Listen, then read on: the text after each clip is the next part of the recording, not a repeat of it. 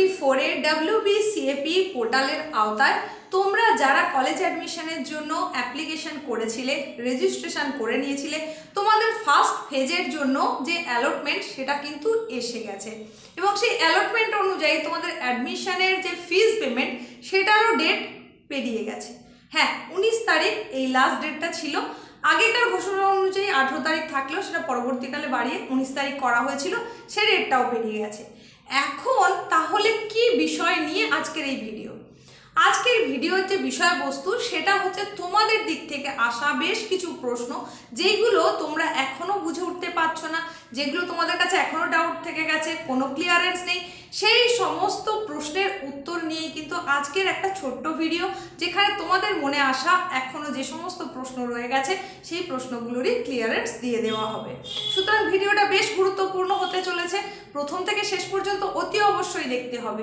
তার কারণ আজকের ভিডিওতে থাকছে তোমাদের সেকেন্ড মেরিট লিস্ট কবে আসছে, ফার্স্ট মেরিট লিস্টের জন্য আপগ্রেডেশন রাউন্ডের রেজাল্ট সেটা কবে আসছে, সেকেন্ড ফেজের জন্য কবে থেকে অ্যাপ্লিকেশন করা যাবে, ফার্স্ট ফেজে তুমি তোমার চয়েস যেটা পেয়েছো, তোমার অ্যালটমেন্ট যেখানে পেয়েছো সেটা তোমার হয়তো প্রেফারেন্স ছিল না, তাহলে তুমি যে আপগ্রেডেশন করেছো তার রেজাল্টটা তুমি কিভাবে জানতে পারবে, বা যদি তোমার ফার্স্ট চয়েস তুমি পেয়ে থাকো অথচ তোমার সাবজেক্টটা পছন্দ হচ্ছে না, তাহলে তোমার এখন কি করণীয়?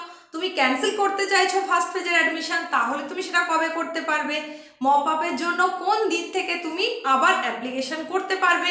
এই সমস্ত নানান প্রশ্নের উত্তর আজকের ভিডিওতে থাকছে। তাছাড়াও থাকছে প্রভিশনাল অ্যাডমিশন লেটার, এটা তোমরা কবে পাবে, কোথা থেকে পাবে, কিভাবে কালেক্ট করবে, তোমাদের ডকুমেন্ট ভেরিফিকেশনের জন্য কোন কোন ডকুমেন্ট লাগবে, সেই সমস্ত খুঁটিনাটি বিষয় নিয়েই কিন্তু আজকের এই ভিডিওটা। সুতরাং ভিডিওটা মনোযোগ সহকারে দেখো, তাহলেই দেখবে যে তোমার আর কোনো প্রশ্ন মনের মধ্যে থাকছে না, সমস্তটা ক্লিয়ার হয়ে যাবে। চলো তাহলে না দেরি করে এখনই আমরা বিষয়বস্তুতে সরাসরি চলে আসি। প্রথম যে কথাটা তোমাদের বলতে চাই সেটা হচ্ছে তোমাদের অ্যালটমেন্ট অনুযায়ী তোমরা তোমাদের অ্যাডমিশন নিয়ে নিয়েছো, ফার্স্ট চয়েস পেয়ে গেছো, তোমার পছন্দের সাবজেক্ট পেয়ে গেছো, অ্যাডমিশন নিয়ে নিয়েছো, কোনো রকম চেঞ্জের প্রয়োজন নেই, সেক্ষেত্রে তুমি আপগ্রেডেশনও করে দিয়েছো। ব্যাস, তোমাদের জন্য আর কোনো কথাই নেই, একেবারে অগাস্টের 7 তারিখ থেকে তোমার ক্লাস শুরু হয়ে যাচ্ছে। কিন্তু কথা কাদের জন্য? যারা আপগ্রেডেশন ইয়েস করেছো, ফার্স্ট ফেজে যারা আপগ্রেডেশন ইয়েস করেছো তাদের জন্য কতগুলো কথা। সেক্ষেত্রে যে ব্যাপারটা হয়েছে, তুমি হয়তো তোমার ফার্স্ট প্রেফারেন্স পেয়েছো, তোমার সাবজেক্ট ঠিকঠাক আসেনি, সেক্ষেত্রেও তুমি কিন্তু কোনো রকম আপগ্রেডেশন করতে পারছো না। তার কারণ কি?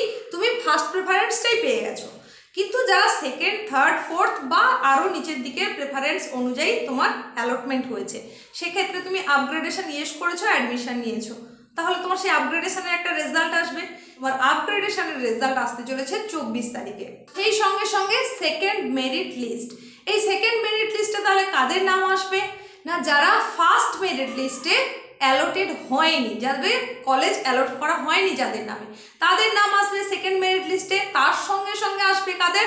যারা আপগ্রেডেশন করেছে, আপগ্রেডেশন ইয়েস যারা করেছে তাদেরও কিন্তু নাম আসবে সেকেন্ড মেরিট লিস্টে। তাহলে এই যে আপগ্রেডেশন বা সেকেন্ড মেরিট লিস্টের নাম যাদের এলো, তাদের এবার কি হবে? অ্যাডমিশন শুরু হয়ে যাবে। সেটা কবে থেকে? আর সেটা শুরু হয়ে যাচ্ছে 24 তারিখ থেকে। এই জায়গাটা তাহলে খুব ভালো করে বোঝার চেষ্টা করো। ফার্স্ট ফেজের জন্য একটা অ্যালটমেন্ট হয়ে গেছে, সেই অ্যালটমেন্ট অনুযায়ী অ্যাডমিশন হয়ে গেছে।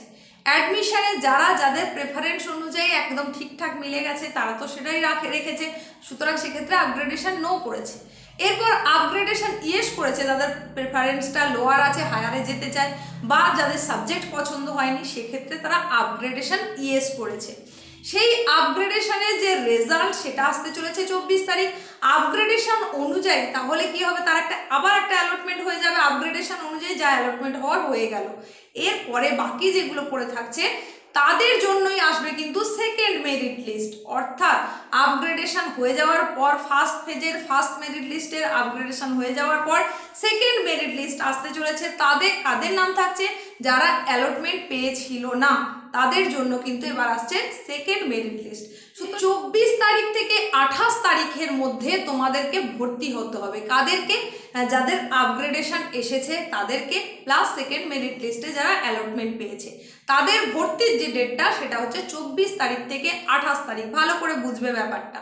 24 থেকে 28 তারিখের মধ্যে অ্যাডমিশন নিতে হচ্ছে সেকেন্ড মেরিট লিস্টে আসা নাম যাদের, তাদেরকে, তার সঙ্গে সঙ্গে আপগ্রেডেশন যাদের এসেছে তাদেরকেও ভর্তি হতে হচ্ছে 24 থেকে 28 তারিখের মধ্যে। এরপরে যেটা হবে সেটা হচ্ছে তোমাদের প্রভিশনাল লেটার, সেটা কিন্তু তোমরা 30 তারিখে পাবে। প্রভিশনাল লেটারটা কি না, এটা হচ্ছে ভর্তি সংক্রান্ত বিষয়ক একটা চিঠি, কিন্তু মানে অ্যাডমিশন সংক্রান্ত ব্যাপার বলছি ঠিকই, কিন্তু সেটাই সমস্তটাই নয়।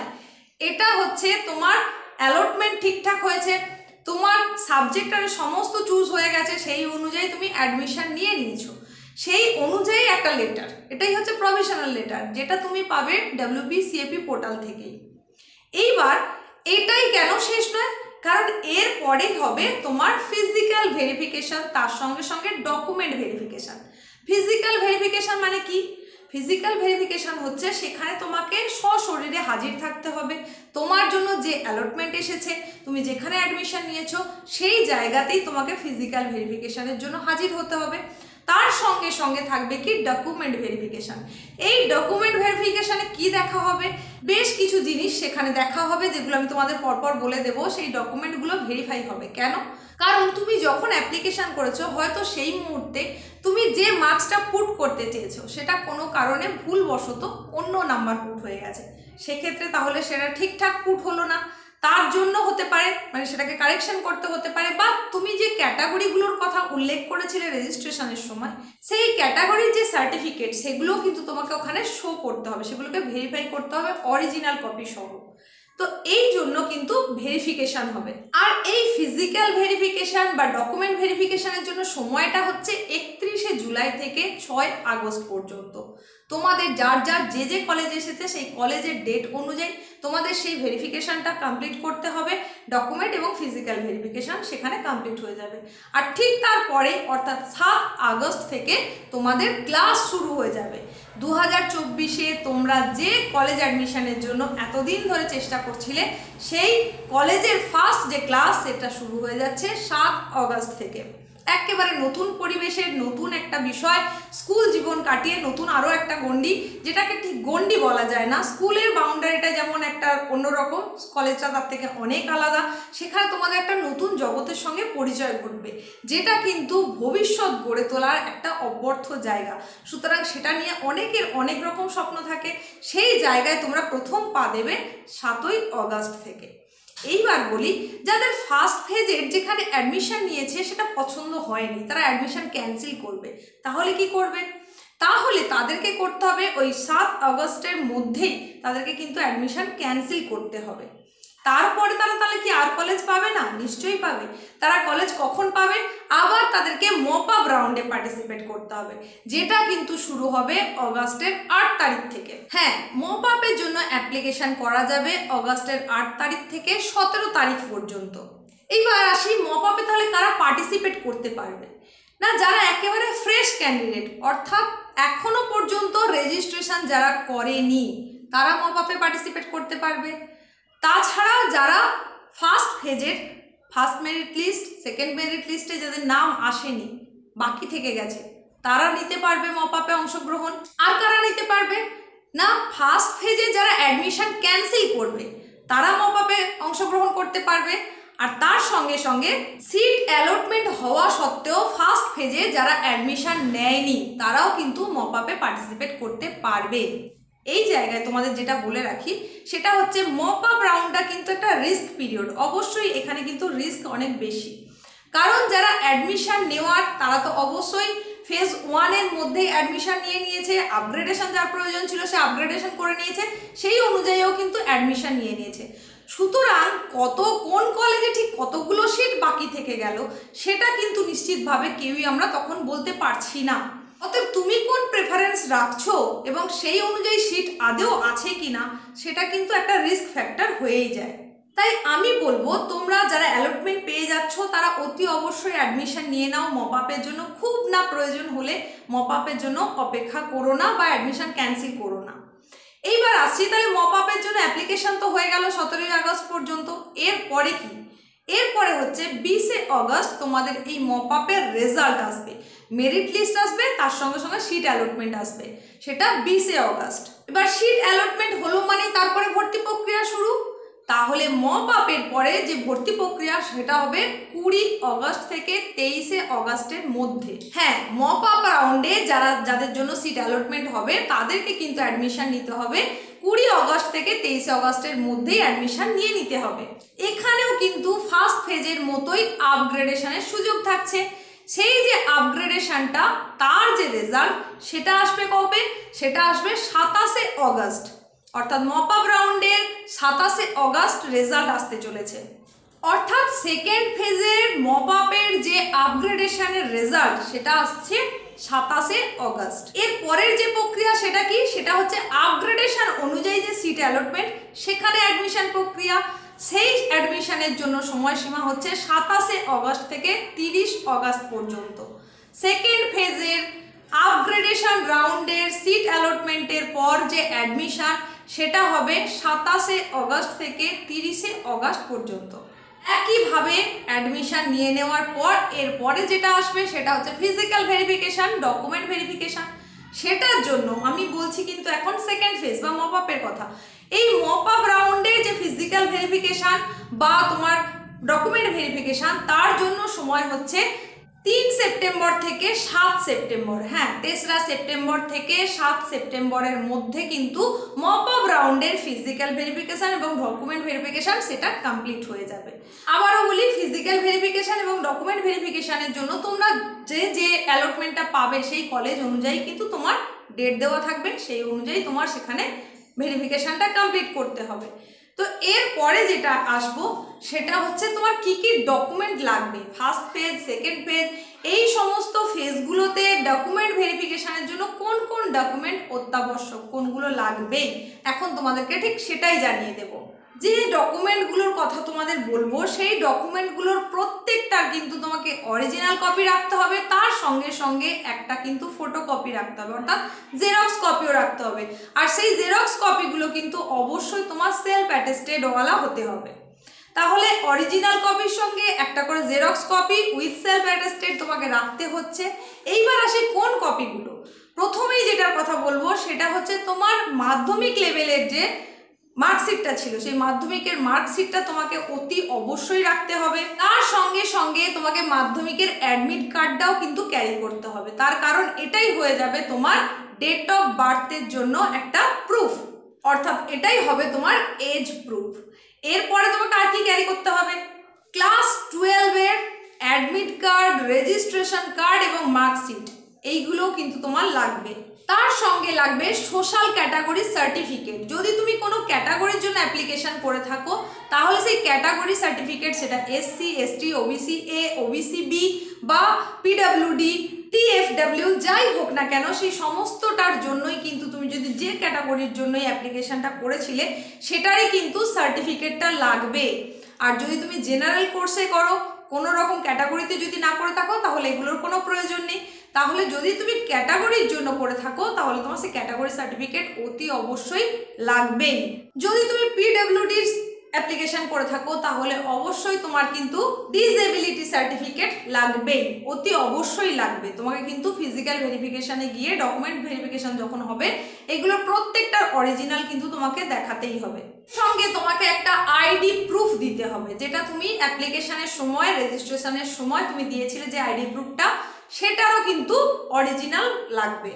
এবার এই আইডি প্রুফটা তুমি যেটা দিয়েছিলে সেটাই রাখবে, তবে বেশিরভাগ জন যেটা দিয়েছিলে সেটা হচ্ছে আধার কার্ড। আধার কার্ড যে যেটা দিয়েছিলে, আধার কার্ড হতে পারে, ভোটার আইডি কার্ড হতে পারে, প্যান কার্ড হতে পারে, তোমরা যে যেটা দিয়েছিলে সেই আইডি প্রুফটা কিন্তু সঙ্গে রাখতে হবে।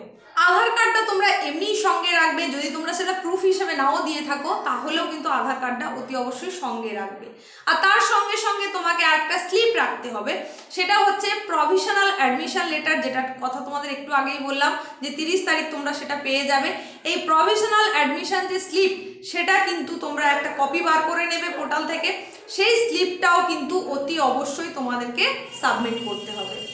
তো এইগুলোই হচ্ছে তোমার ভেরিফিকেশানের জন্য সেই সমস্ত ডকুমেন্ট যেগুলো অতি অবশ্যই লাগবে। তার সঙ্গে সঙ্গে বলি, যদি তোমার যে কলেজে অ্যালটমেন্ট এসেছে সেই কলেজেরও নিজস্ব কোনো ক্রাইটেরিয়া থাকতে পারে, সেই অনুযায়ী তারা আবার কিছু চাইতে পারে, সেটা কলেজ অনুযায়ী কিন্তু ভ্যারি করবে। কীরকম, সেটা তোমার ব্লাড গ্রুপ জানতে চাইতে পারে, তার একটা কাগজ বার করতে হতে পারে। আবার এমনও হতে পারে যে তোমাকে অ্যান্টি র্যাগিং সার্টিফিকেট সেখানে ফর্ম ফিল আপ করতে হচ্ছে, সেটাও হতে পারে। এটা কলেজের ওপরে নির্ভর করবে কোন কলেজ কি চাইবে। জেনারেলি যেগুলো চাওয়ার বিষয় সেগুলো তোমাদেরকে জানিয়ে দিলাম, তাহলে সবটা আশা করি তোমাদের খুব ক্লিয়ার হয়ে গেল ব্যাপারটা। এরপর আসি, অ্যাডমিশন কি ক্যান্সেল হয়ে যেতে পারে? উত্তর হলো অতি অবশ্যই হয়ে যেতে পারে। কাদের অ্যাডমিশন ক্যান্সেল হয়ে যেতে পারে? না, যারা অ্যাপ্লিকেশনের সময়, রেজিস্ট্রেশনের সময় যা যা তথ্য দিয়েছো তার সঙ্গে যদি তোমার ভেরিফিকেশানের সময়, ডকুমেন্ট ভেরিফিকেশানের সঙ্গে কোনো মিল না থাকে, যদি সেখানে গরমিল দেখা যায়, তুমি পেয়েছো একটা নম্বর, দিয়েছো অন্য এক নম্বর, তাহলে সেক্ষেত্রে কিন্তু তোমার অ্যাডমিশন অতি অবশ্যই ক্যান্সেল হয়ে যেতে পারে। তোমার অ্যাপ্লিকেশান অনুযায়ী যদি সমস্ত তথ্য ঠিক থেকে থাকে তাহলে কোনো সমস্যাই নেই, তোমার ঠিকঠাকভাবে অ্যাডমিশন হয়ে যাবে। যে কলেজে অ্যালটমেন্ট এসেছে যদি তুমি সেটাই চাও তাহলে সেটাই তুমি পাবে এবং সুন্দরভাবে তোমার কলেজ জীবন স্টার্ট হয়ে যাবে। তো আজকের এই ভিডিওতে যতটুকু তোমাদের প্রশ্ন ছিল সমস্তটাই জানানোর চেষ্টা করলাম। আশা করি পুরো ব্যাপারটা এখন তোমাদের কাছে একেবারে ক্লিয়ার। তোমাদের কখন তোমরা ফার্স্ট ফেজের অ্যাডমিশন ক্যান্সেল করতে পারবে, মপ আপ রাউন্ড কবে থেকে শুরু হচ্ছে, কখন কোনটার রেজাল্ট আসতে চলেছে, সেকেন্ড মেরিট লিস্ট কবে আসতে চলেছে, সমস্তটাই কিন্তু আমি তোমাদেরকে এই ভিডিওর মাধ্যমে জানানোর চেষ্টা করলাম। আশা করি টোটালটাই তোমাদের কাছে এখন পরিষ্কার হয়ে গেছে।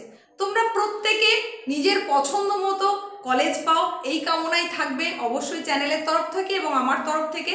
আর যদি আজকের এই ভিডিওটা তোমার ভালো লেগে থাকে তাহলে লাইক করে দিয়ে বন্ধুদের মধ্যে প্রচুর পরিমাণে শেয়ার করে দিও, কারণ তোমার বন্ধুর মনে থাকা সমস্ত সন্দেহ, ডাউট সেটা ক্লিয়ার করে দেওয়ার দায়িত্ব তোমারও কিন্তু আছে। তাই বলবো বন্ধুদের মধ্যে প্রচুর পরিমাণে শেয়ার করে দিতে হবে। আর যদি তুমি চ্যানেলে প্রথম হয়ে থাকো তাহলে এইরকমই গুরুত্বপূর্ণ ভিডিও পেতে গেলে চ্যানেলটাকে সাবস্ক্রাইব করে পাশে থাকা নোটিফিকেশন বেল আইকনটাকে অল করে দিতে হবে। আজ আর না বাড়িয়ে এখানেই শেষ করলাম। পরবর্তীতে তোমাদের জন্য আরও কোনো গুরুত্বপূর্ণ আপডেট নিয়ে চলে আসছি। প্রত্যেকে নিজের নিজের টেক কেয়ার করো আর প্রত্যেকের অ্যাডমিশন ঠিকঠাকভাবে হয়ে যাক এই কামনা করে শেষ করলাম।